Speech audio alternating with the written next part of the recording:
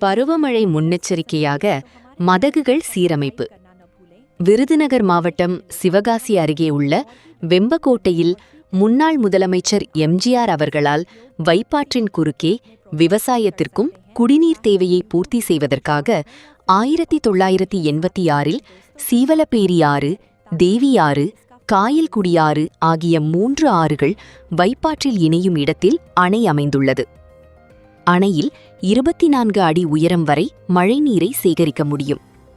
மேலும் இதுகுறித்து நீர்வளத்துறை உதவி பொறியாளர் கண்ணன் கூறுகையில், அணையிலிருந்து இடது கால்வாய் மற்றும் வலது கால்வாய் மூலம் வெம்பக்கோட்டை, சூரார்பட்டி, கோட்டைப்பட்டி, கரிசல்குளம், சல்வார்பட்டி, படந்தால், கண்மாய், சூரங்குடி, விஜய கரிசல்குளம் உட்பட 20க்கும் மேற்பட்ட கிராமங்களில் 3300 ஹெக்டர் பாசன வசதி பெறுவதாகவும், அணையின் தண்ணீரை பயன்படுத்தி நெல், மக்காச்சோளம், சூரியகாந்தி, பருத்தி மற்றும் காய்கறி பயிர்கள், பழக்கன்றுகள் உள்ளிட்ட பயிர்கள் பயிரிடுகின்றனர்.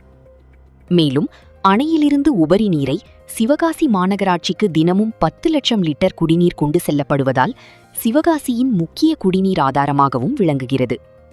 அணை கட்டப்பட்டு 40 ஆண்டுகளான நிலையில் தற்போது பருவநிலை தொடங்க இருப்பதால் மதகுகள் சீரமைக்கும் பணி நடைபெற்று வருவதாக கண்ணன் தெரிவித்தார்.